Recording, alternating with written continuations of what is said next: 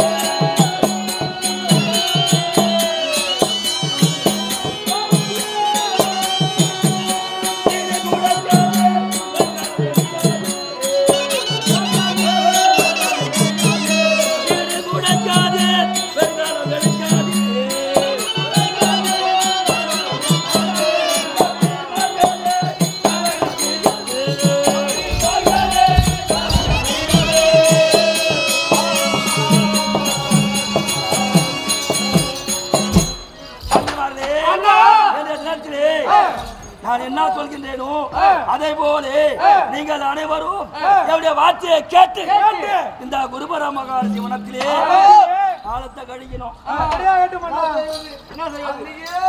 ஒழுங்கா இருந்திருந்தா அஸ்தினாபுரம் கூப்பிட்டாங்க. போய் மண்டபத்தை பார்த்துட்டு பெருந்தா வந்திருந்தா இந்த தலையெழுத்து வந்து யாரால என்ன பண்ணாரு அவரு? இங்க வா மகாராஜா, இங்க வா. என்ன பண்ணாரு அஸ்தினாபுரத்துல? வார்த்தையை கேட்டு சூதம் ஆடி அவர் ஏன் சூத்தாட்டினா? சூதம் அவர் சூத்தாட்டுறதானே இவ்வளவு தலையெழுத்து. அது என்ன செய்வதப்பா? ஒருவருக்கு நல்ல நேரம் இருந்தால் நல்லாதான் இருக்கும். நம்மளுடைய நேரம் கெட்ட நேரம். அர்ச்சனாபுரம் அழைத்து சூது பகடான்னு சொல்லுது.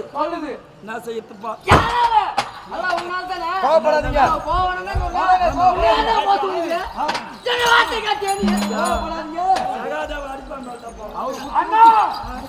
தம்பி சொன்னான் போக வேண்டாம் என்று. கேட்கவில்லை. அவன் சாத்திரம் கட்டுறவன்பா. அதனாலே காலத்தை கழிக்கலான்னு என்னுடைய எண்ணம். உங்க எண்ணம் எப்படி இருக்கு? சரி இருந்தாலும் அனைவரும் வந்து விட்டோம். நம்மளுக்கு பின்பற்றி வரக்கூடிய திரௌபதியை காணவில்லையே. சீக்கிரமாக சென்று திரௌபதியே பக்குவமா.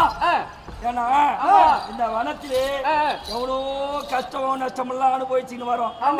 திரௌபதியோ நாடகத்திலே நடந்து நடந்து நடந்து கொஞ்சம் நலிஞ்சு போயிருக்கா. அதனால பக்குவமா லகுவா கூப்பிடுவாங்க.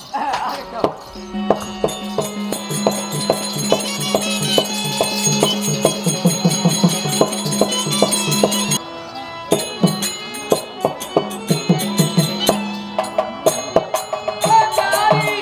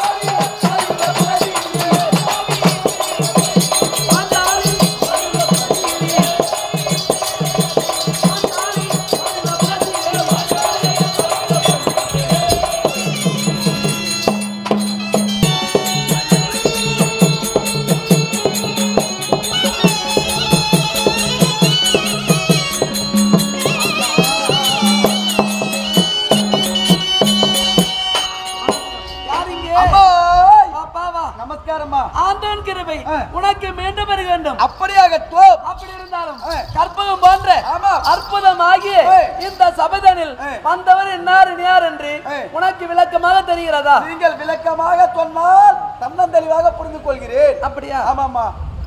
பஞ்ச பாண்டவர்கள் ஐவர் இருக்கின்ற அல்லவா? ஆமா. ஐவர்களுக்கும் நான் மனைவியாக வாழ்ந்து வருகிறேன். ஐவருக்கும் மனைவியாக வாழ்ந்து வந்தாலும் நான் பிறந்த நாடு எந்த நாடு தெரியுமா? எந்த நாடு? பாஞ்சால நாடு.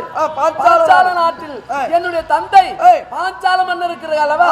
அன்னவருக்கு மகளாக பிறந்து பஞ்ச பாண்டவர் மணந்து இந்திரவம்சத்திலே சேமத்துடன் வாழ்ந்து வந்தோம். சேமத்துடன் வாழ்ந்து வந்து அதை கண்டான் துரியனானவன். மனதிலே பொறாமை கொண்டு அஸ்தினார வரவைத்து பூதமாடி நாடு நகர உப்பச்சட்டுகளோடு அனைத்தும் அபகரித்துக் கொண்டார். அபகரித்துக் கொண்டு 12 ஆண்டு வனவாசம் ஓராண்டு அஜ்ஞாதவாசம் காலத்தை கழிக்கும்படியாக துரியனானும் கட்டளையிட்டான். அவன் ஆர்த்த பிரகாரம் நாங்களும் காட்டுக்கு சென்று காலத்தை கழித்து கொண்டிருக்கின்றோம். நேற்று வரலாம் எத்தனாவது வனம் காலத்தை கழித்து தெரியுமா? நேற்று வரையிலோ 7 வனம் முடிந்து இன்று 8வது வனம். இந்த 8வது வனம் இதுக்கு பேர் என்ன தெரியுமா? என்ன? குருமகா ரிஷி வனம். குருமகா ரிஷி வனம். இந்த குருமகா ரிஷி வனத்தில் நாங்கள் காலத்தை கழித்து கொண்டிருந்தோம். ஆனால் என்னுடைய 10ஆம் காலம் என்னுடைய வழக்கு. புறப்படுங்கள்.